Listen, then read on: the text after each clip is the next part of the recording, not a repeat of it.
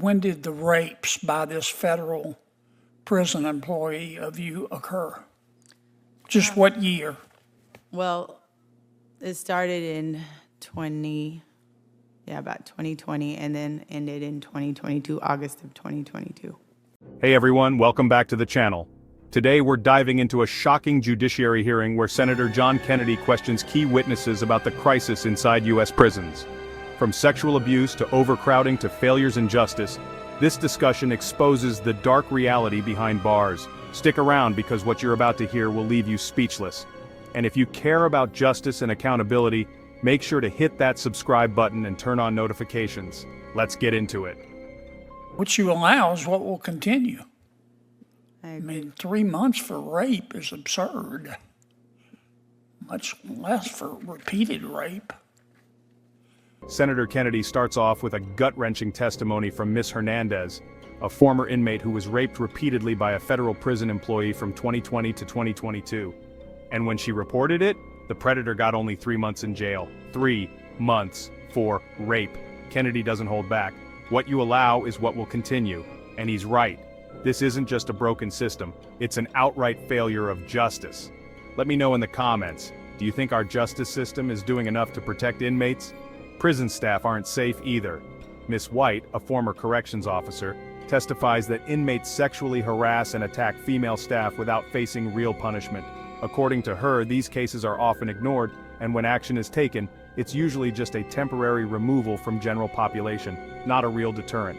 Kennedy asks, why not prosecute? And the answer, because the system is overburdened, underfunded, and prosecution is rare.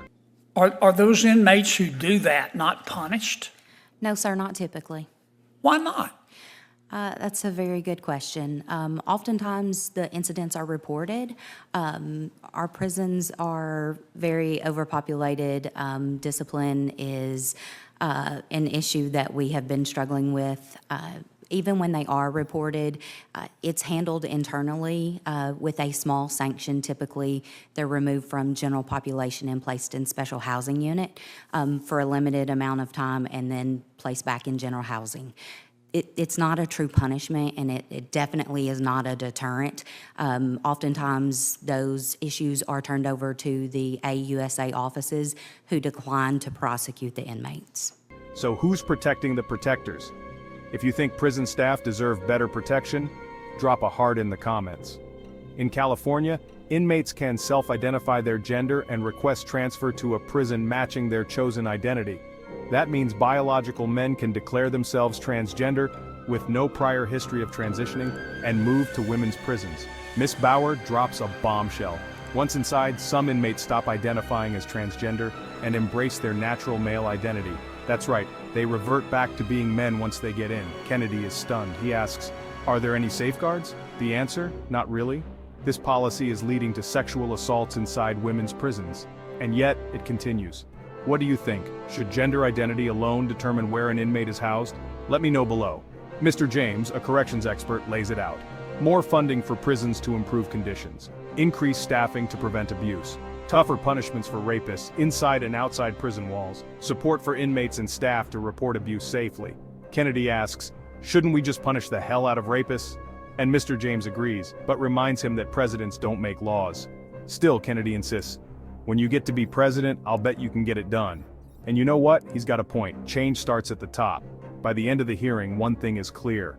Our prison system is broken. Victims are ignored. Predators get light sentences. And policies that put people at risk are allowed to continue. Senator Kennedy vows to investigate further, but will anything change? That's up to us.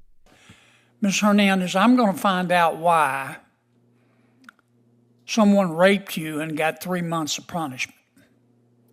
Thank you. I'm going to find that out. Okay? That's not right. Thank you. I mean, that's not justice. If you think these issues need more attention, make sure to like this video and share it with others. And if you haven't already, subscribe for more hard-hitting content like this. Thanks for watching, and I'll see you in the next one. Stay informed, stay engaged, and stay safe. Peace.